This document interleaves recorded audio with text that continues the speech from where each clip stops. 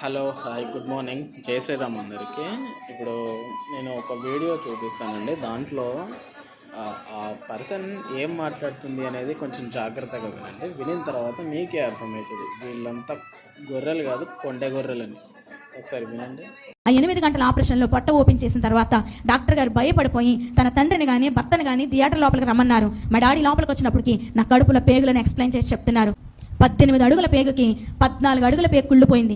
4 అడుగుల పేగు మాత్రమే ఉంటుంది. నేను ఆపరేషన్ చేసినా మీ అమ్మాయి 72 గంటల్లో చచ్చిపోతుంది, చెయ్యకపోయినా 72 గంటల్లో చచ్చిపోద్ది, నన్ను ఏం చేయమంటారని అడిగారంట. మా డాడీ అన్నారంట, డాక్టర్ గారు చచ్చిపోయిందనుకో నోరు మూసుకుని శవాన్ని తీసుకెళ్ళిపోతాం, బ్రతికిందనుకో నా దేవుని కనపరుస్తామయ్యా, మీ పని మీరు చేయండి అని చెప్పేసి 8 గంటలు పోయిన తర్వాత స్పృహలో లేని నేను కళ్ళు తెరిచినప్పటికీ డాక్టర్ గారి చేతిలో పేగు ఇలాగ ఏలాడబడుతుందండి. చాప పిల్ల కొట్టుకున్నట్టు కొట్టుకుంటుంది.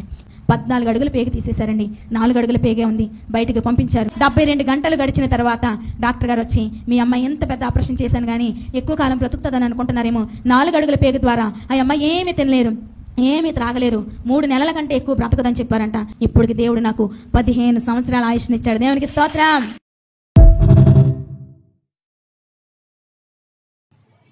విన్నారు కదా. ఫస్ట్ ఏమనింది, 18 అడుగుల పేగని 4 అడుగులు కట్ చేశారు, డాక్టర్ పట్టుకున్నాడు, అదంతా ఖరాబ్ అయిపోయింది, గిలగిల కొట్టుకుందని చెప్పేసి అనింది. తర్వాత ఏమనింది, డాక్టరే అన్నాడంట ఎంత ఆపరేషన్ చేసినా మీ అమ్మాయి 72 గంటలు బతకదు అని చెప్పేసి అన్నాడంట. మళ్ళీ అదే డాక్టర్ మళ్ళీ 3 నెలలకు పోస్ట్పోన్ చేశాడు.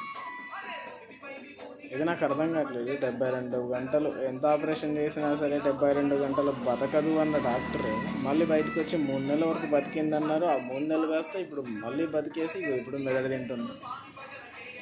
సో హిందూ బంధువులాగా ఒకసారి గమనించండి, వీళ్ళు చెప్పే దాంట్లో ఎంత నిజం ఉంది, ఎంత అబద్ధం ఉంది. వీళ్ళు చెప్పేదంతా అబద్ధం, నిజాలు అనేటివి ఉండవండి. కొంచెం జై శ్రీరామ్, జై హింద్.